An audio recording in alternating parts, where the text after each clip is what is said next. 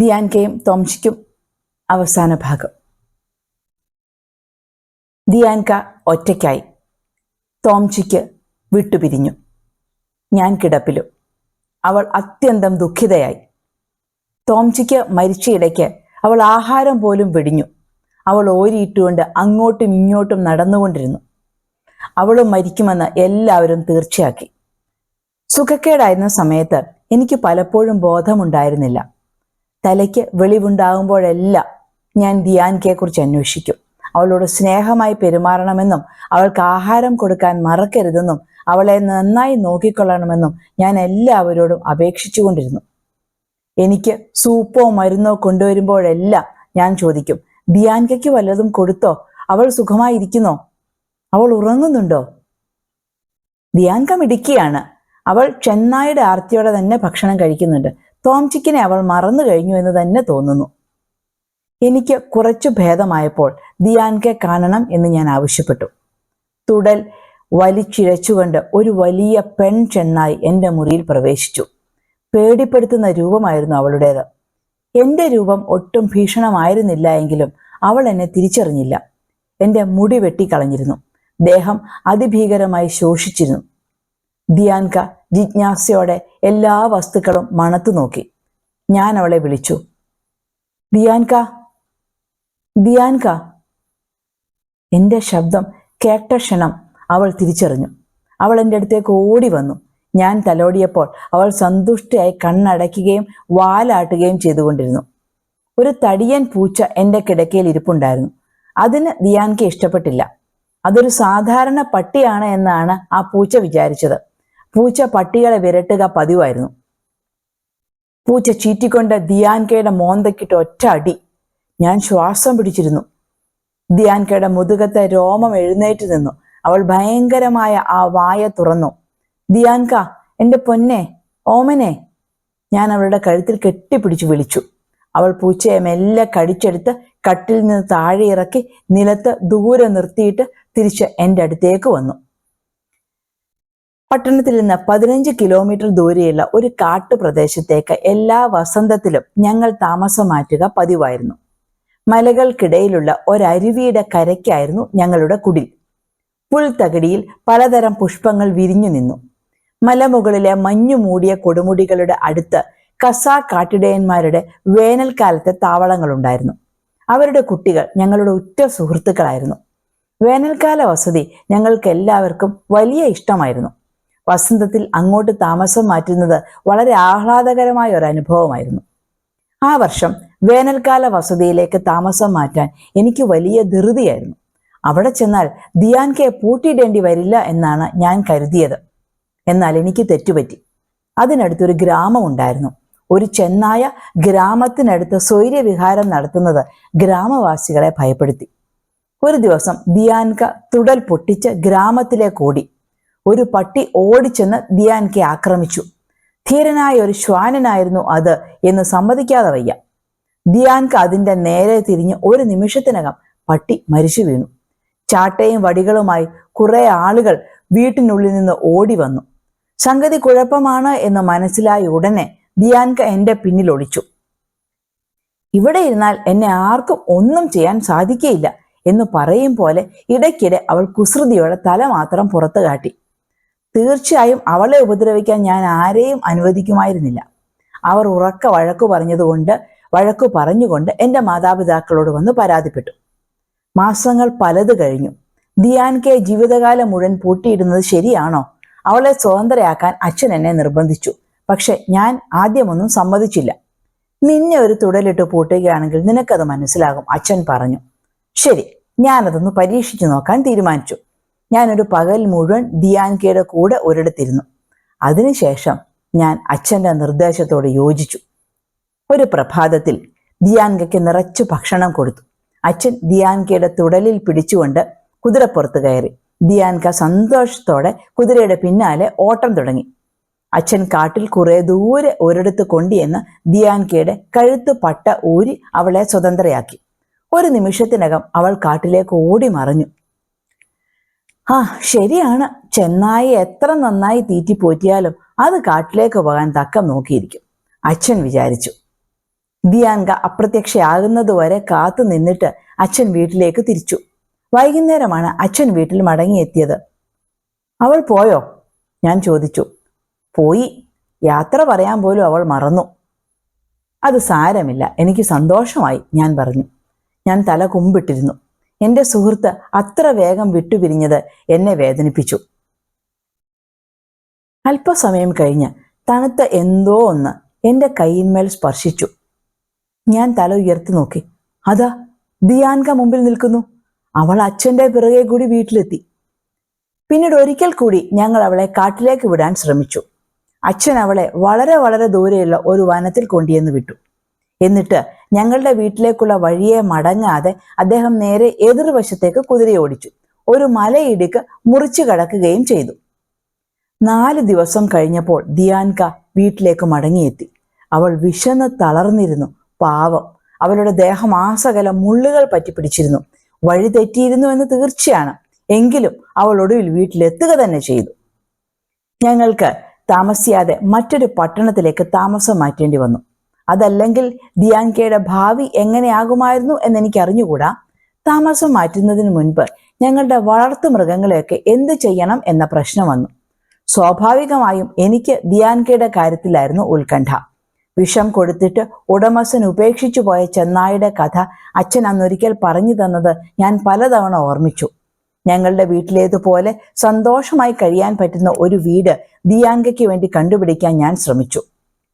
എന്നാൽ പൊടുന്നനെ കാര്യങ്ങൾ ഞങ്ങൾ പ്രതീക്ഷിച്ചതിലും കൂടുതൽ ഭംഗിയായി തന്നെ കലാശിച്ചു. ഞങ്ങളുടെ പട്ടണത്തിലും ചുറ്റുമുള്ള ഗ്രാമങ്ങളിലും 5-6 മാസമായി പല പല കവർച്ചകൾ നടന്നിരുന്നു. കള്ളന്മാർ കുതിരകളെയും പശുക്കളെയും തട്ടിക്കൊണ്ടുപോയി. അവർ ഒളിച്ചു വെക്കുന്നത് എവിടെയാണെന്നോ ഒളിച്ചു താമസിച്ചത് എവിടെയാണെന്നോ ആർക്കും പിടികിട്ടിയില്ല. ഒന്നാന്തരം കുറെ പോലീസ് നായ്ക്കളെ അവിടെ കൊണ്ടുവന്നു. അവയോടൊപ്പം എത്തിയ ഒരു കുറ്റാന്വേഷകനെ അന്വേഷണത്തിന്റെ ചുമതലയും ഏൽപ്പിച്ചു. ഞാനും അച്ഛനും ആ പോലീസ് നായ്ക്കളെ കണ്ടു. ഒരുപാട് മരങ്ങളുള്ള ഒരു വലിയ മുറ്റത്താണ് അവയെ ഇട്ടിരുന്നത്. ഓരോ പട്ടിക്കും പ്രത്യേകം പട്ടിക്കൂടുണ്ടായിരുന്നു. അവയ്ക്ക് നല്ല ആഹാരം നൽകിയിരുന്നു. അവയെ ശല്യപ്പെടുത്താൻ ആരെയും അനുവദിച്ചിരുന്നില്ല. ആ പട്ടികൾക്ക് ചെന്നായ്ക്കളോട് വളരെയധികം സാമ്യമുണ്ടായിരുന്നു. പെട്ടെന്ന് എനിക്കൊരാശയം തോന്നി. ദിയാൻകയെ നമുക്ക് പോലീസ് നായ്ക്കളുടെ കൂട്ടത്തിൽ ചേർക്കാൻ അവരോട് അപേക്ഷിച്ചാലോ? ഞാൻ അച്ഛനോട് അക്കാര്യമൊന്ന് പറഞ്ഞു നോക്കി. അദ്ദേഹം നായ്ക്കളുടെ ചാർജ് വഹിച്ച ഉദ്യോഗസ്ഥനോട് സംസാരിച്ചു. ഇണങ്ങിയ ഒരു പെൺ ചെന്നായയോ? അയാൾ ഉദ്വേഗഭരിതനായി ഉറക്കെ ചോദിച്ചു. എൻ്റെ ചിരകാല സ്വപ്നമാണത്. ഉടനെ തന്നെ അവളെ ഇവിടെ ഒന്ന് കൊണ്ടുവരാമോ? എനിക്ക് അത് തന്നെയാണ് വേണ്ടത്. ദിയാൻക പോലീസ് നായ്ക്കളുടെ താവളത്തിലെത്തി. വുൾഫ് എന്നു പേരുള്ള ഒരു പോലീസ് നായയോടൊപ്പം അവൾ ഒരു കൂട്ടിൽ താമസമാക്കി. ഞങ്ങൾ സ്ഥലം മാറി പോകുന്നതിന് മുൻപുള്ള എല്ലാ ദിവസവും ഞാൻ ദിയാൻകയെ സന്ദർശിച്ചു പോന്നിരുന്നു. എന്നെ സ്നേഹാതിരേകത്തോടെയായിരുന്നു അവൾ എന്നും സ്വീകരിച്ചിരുന്നത്. അവൾക്ക് വേണ്ടത്ര ആഹാരം ലഭിക്കുന്നുണ്ട് എന്നും അവൾ സന്തുഷ്ടയാണെന്നും എനിക്ക് മനസ്സിലായി. അതിനാൽ മനസമാധാനത്തോടെ ആ പട്ടണം വിടാൻ എനിക്ക് കഴിഞ്ഞു. അവർ ദിയാൻകയെ നന്നായി നോക്കിക്കൊള്ളും എന്ന് എനിക്ക് ഉറപ്പുണ്ടായിരുന്നു. ഞങ്ങളുടെ പുതിയ താമസ സ്ഥലത്ത് വളർത്തുമൃഗങ്ങളൊന്നും ഉണ്ടായിരുന്നില്ല. മുമ്പുണ്ടായിരുന്നവയോർത്ത് ഞങ്ങൾ എല്ലാവരും ദുഃഖിച്ചു. ദിയാൻകയെ കുറിച്ചുള്ള വിവരങ്ങൾ അറിയുവാൻ ഞാൻ സദാ ശ്രമിച്ചുകൊണ്ടിരുന്നു. പോലീസ് നായ്ക്കളുടെ സൂക്ഷിപ്പുകാരൻ 2-3 വർഷം ഞങ്ങൾക്ക് പതിവായി കത്തുകൾ അയച്ചിരുന്നു. ദിയാൻക പ്രസവിച്ചുവെന്നും കുട്ടികൾക്ക് സാമാന്യത്തിൽ കവിഞ്ഞ കരുത്തും ആരോഗ്യവുമുണ്ടെന്നും അയാൾ എഴുതി. മാത്രമല്ല അവയെല്ലാം ഒന്നാന്തരം പോലീസ് നായ്ക്കളായി തീരുകയും ചെയ്തു.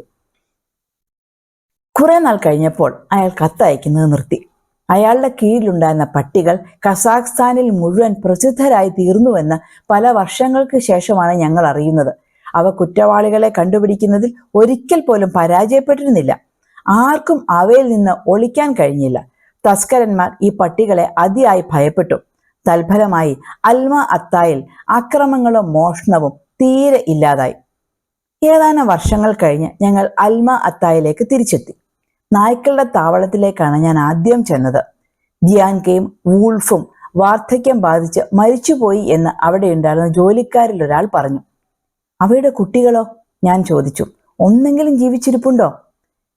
നായ്ക്കളെല്ലാം പന്തയ സ്ഥലത്തുണ്ട്. ഇന്ന് അവിടെ ഒരു ശ്വാന പ്രദർശനവും മത്സരവും നടക്കുന്നുണ്ട്, അയാൾ പറഞ്ഞു. ഞാൻ പന്തയ സ്ഥലത്തേക്ക് പോയി. 1-ാം കിട കുതിരപ്പന്തയം നടക്കുന്ന ദിവസത്തെ പോലെ അവിടെ ജനനിബിഡമായിരുന്നു. രസകരമായൊരു പ്രദർശനമാണ് അന്ന് അവിടെ നടന്നത്. പരിശീലനം തുടങ്ങുക മാത്രം ചെയ്തിട്ടുള്ള പട്ടിക്കുട്ടികളാണ് ആദ്യം രംഗപ്രവേശം ചെയ്തത്. ദുർഘടങ്ങൾ ചാടിക്കടക്കുകയും കോണികൾ കയറുകയും വെടിക്കോപ്പ് നിറച്ച സഞ്ചികൾ കടിച്ചു പിടിച്ച് മൈതാനം മുറിച്ചു കടക്കുകയും ചെയ്തുകൊണ്ട് അവ ജാഗ്രതയോടെ ഓടി. ഒളിച്ചു വെച്ച സാധനങ്ങൾ കണ്ടുപിടിക്കുക തുടങ്ങി മറ്റു കൽപ്പനകളും അവ നിർവഹിച്ചുകൊണ്ടേയിരുന്നു. പെട്ടെന്ന് ഒരു ടിക്കറ്റ് വിൽപ്പനക്കാരൻ അവിടെ ഓടിയെത്തി. ആരോ പണം തട്ടിക്കൊണ്ടുപോയി എന്ന് വിളിച്ചു പറഞ്ഞു. ആളുകൾ പരിഭ്രാന്തരായി. തങ്ങളുടെ പണം മോഷ്ടിക്കപ്പെട്ടോ എന്നറിയാൻ എല്ലാവരും അവരവരുടെ പോക്കറ്റിൽ കൈയിട്ടു നോക്കി. കള്ളന്മാരെ പിടിക്കുവാൻ ഉടനെ തന്നെ ഒരു പട്ടിയെ നിയോഗിച്ചു.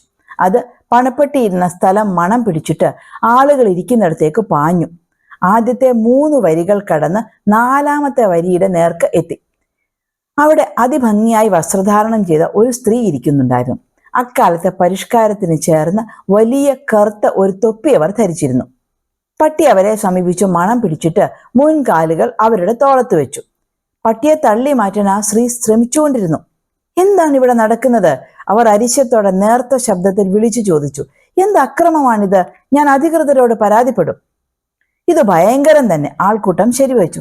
ഇത്ര മാന്യയായ ഒരു സ്ത്രീ കളവ് നടത്തിയതായി നമ്മൾ എങ്ങനെ സംശയിക്കും? അവർ തുടക്കം മുതലേ അവിടെ തന്നെ ഇരിക്കുന്നുണ്ടായിരുന്നു. പട്ടിക്ക് തെറ്റുപറ്റിയതാണ്. സൂക്ഷിപ്പുകാർ എവിടെ? അവർ ഇതിനെ പിടിച്ചു മാറ്റാത്തത് എന്താണ്? ഇത്തരം ലക്കില്ലാത്ത പട്ടികൾ നിർദോഷികളായ ആളുകളെ വെറുതെ വിടില്ല. ആൾക്കൂട്ടത്തിന്റെ അഭിപ്രായ പ്രകടനങ്ങൾ പട്ടിക്ക് മനസ്സിലായില്ല. അത് അക്ഷോഭ്യനായി തന്റെ ജോലി തുടർന്നു. ആ പരിഷ്കാരമുള്ള തൊപ്പിയിൽ പല്ലുകൾ കോർത്തത് വലിച്ചെടുത്തു. കൂടെ ആ സ്ത്രീയുടെ തലമുടിയും. ആരെങ്കിലും ഓടി വരണേ, ഈ പട്ടി ചെയ്യുന്നത് കണ്ടില്ലേ? എന്റെ അടുത്ത് നിന്ന് ഒരു സ്ത്രീ വിളിച്ചു പറഞ്ഞു. വല്ലാത്തൊരാക്രമം തന്നെ, മറ്റൊരു സ്ത്രീ ആക്രോശിച്ചു.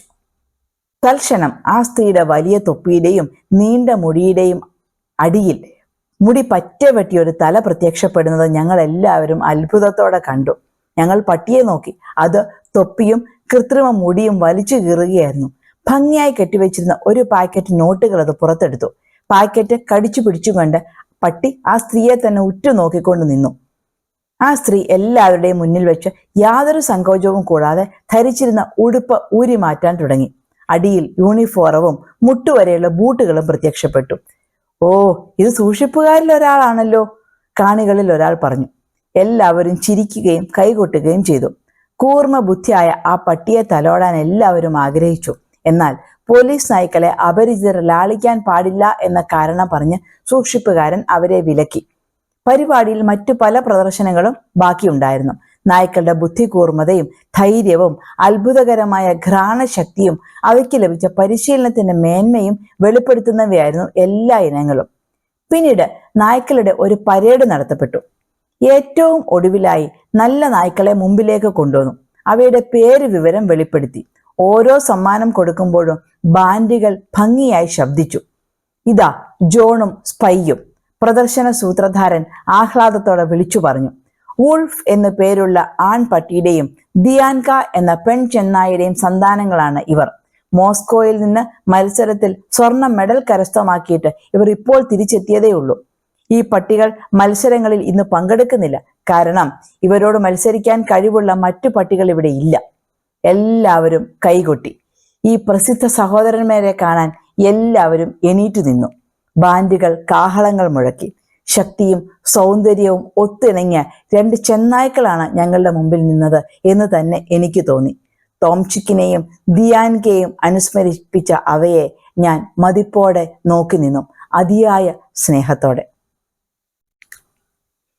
കുട്ടികളും കളിത്തോഴരും എന്ന റഷ്യൻ ബാലസാഹിത്യ കൃതിയിലെ ആദ്യത്തെ അധ്യായമാണ് ഇന്ന് ഇവിടെ വായിച്ചു തീർത്തത്.